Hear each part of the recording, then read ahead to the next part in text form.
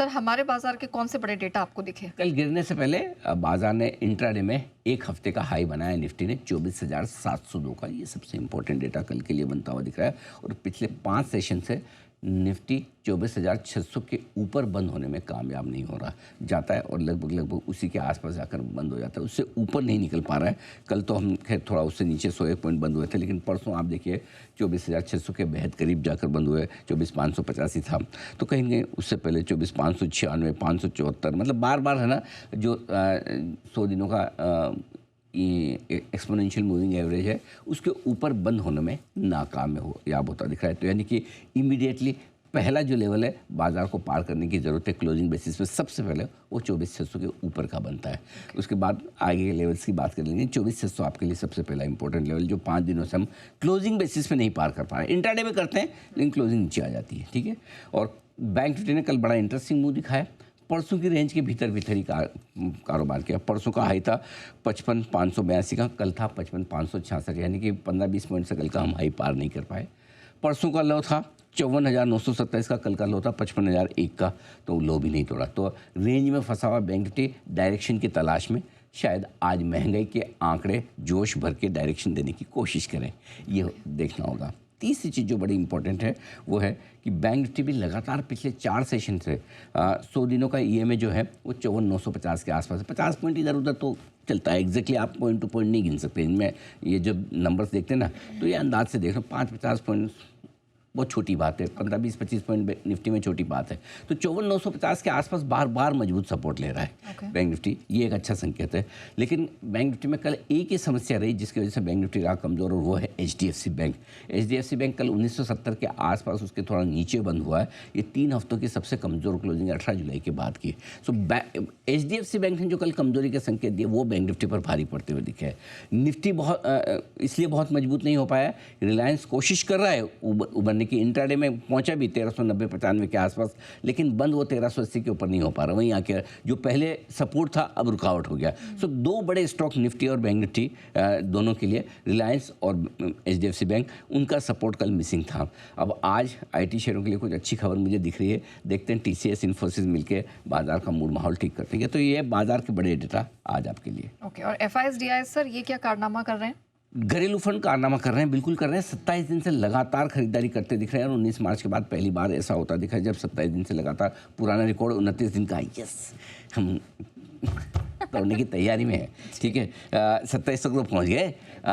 ये एक रिकॉर्ड, लेकिन रिकॉर्ड FIS भी बना रहे हैं, सिर्फ हम नहीं बना रहे, वो भी बना रहे हैं। और उन्होंने रिकॉर्ड बनाया थोड़ा ऐसा जो आप देखना नहीं चाहते, सुनना नहीं चाहते, लेकिन मुझे तो बताना पड़ेगा। जो डेटा है, AI बिग डेटा है, तो डेटा तो बताने पड़ेगा। और डेटा में FIS की इंडेक्स फ्यूचर्स की लॉन्ग पोजीशन अब 8% से भी नीचे आई है और अब तक के हिस्टोरिकल लो के आसपास पहुंच गई, जो कि था 22 मार्च 2023 को 0.8%, 7.75%। 2012 के बाद की डेटा है हमारे पास, 2012 के पहले के नहीं है।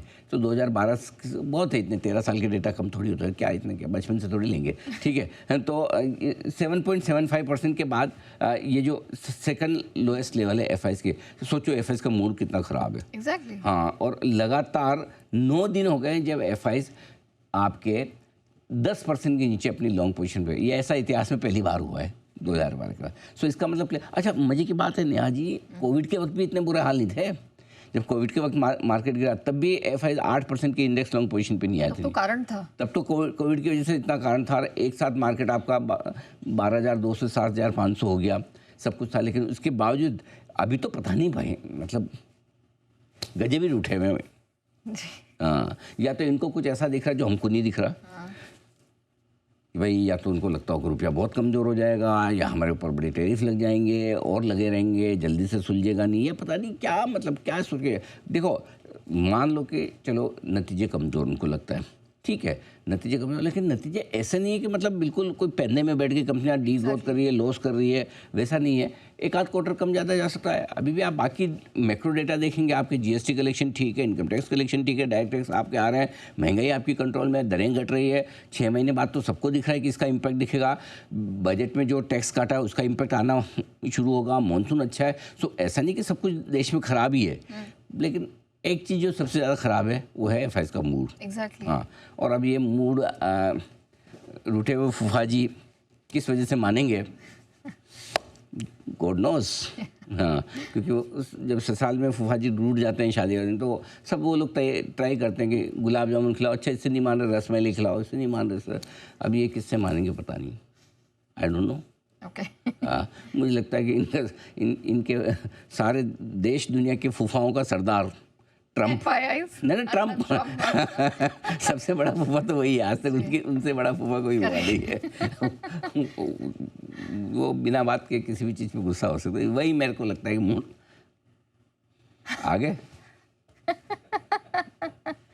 प्रणाम आपको। जी। ऑलराइट, चलिए, ये तो हाल रहा FIIs और DIs के कुछ बड़े डेटा, लेकिन सर ग्लोबल मार्केट में क्या कुछ दिखा है? ग्लोबल मार्केट में बहुत कुछ अच्छा हो रहा है। नेस्डेक ने कल फिर लगातार तीसरे दिन रिकॉर्ड हाई बनाया है, इंट्राडे में भी और क्लोजिंग बेसिस पे भी बहुत बढ़िया मूड में आपको नेस्डेक नजर आ रहा है।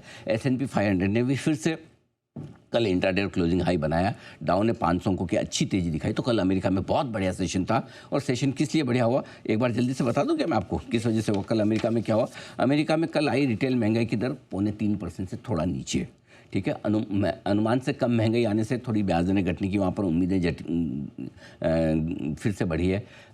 ये भी कहा जा रहा है कि ट्रम्प साहब ने फिर से दबाव बनाया पावेल पे, काटो काटो काटो रेट काटो, ठीक है। और हो सकता है नौकरी से निकालने का भी प्लान चल रहा है उनका फिर से एक बार। हाँ, अब की बार, लेकिन अब की बार तो सबको पता ही है अगले महीने कट ही जाएगी। वैसे ब्याज देने की संभावना पूरी है, सितंबर की पॉलिसी में कटनी ही है, लेकिन उनकी तरफ से प्रेशर तो वो बना ही रहे, ये उनके लिए। तो ये चीज़ है सबसे बढ़िया कि वहाँ S&P ने भी कल रिकॉर्ड बनाया। अमेरिकी बॉन्ड यील्ड रेट कटने की उम्मीद के बावजूद लगातार 5वें दिन बढ़ रही है। अब बॉन्ड मार्केट तो कहीं अलग ही जा रहा है, हालांकि बहुत ज़्यादा नहीं बढ़ी, 4.3% के आसपास, ये 4.2 से 4.3% के आसपास ही लगातार 5वें दिन बढ़ी है। और आपका कॉपर और जिंक 3 महीने की ऊंचाइयों पर है। और बाय द वे बता दूं, वो शुगर के दाम भी कितने 2-3 हफ्तों की ऊंचाई पर, 1 महीने की ऊंचाई पर। कल नेहा जी के लिए कॉफ़ी के दाम 7 महीनों की ऊंचाई पर पहुँचे। 7 हफ्ते के। 7 आपने कम की नहीं की कॉफ़ी? कल मैंने बोला भी था, मैं फ़ोन पे था, मैंने कहा नेहा जी को बता दीजिएगा कॉफ़ी के दाम 7। कॉफ़ी भी कम हो गई और उसके दाम भी थोड़ा कूल ऑफ हो गए। अच्छा, तो फिर वापस आप बढ़ाने वाली क्वांटिटी। चलिए, तो कॉफ़ी के दाम बढ़ने के बाद अब शुगर के दाम भी बढ़ रहे हैं, समझ तो गए होंगे आप। कॉपर और जिंक 3 हफ्तों की ऊंचाइयों पर है।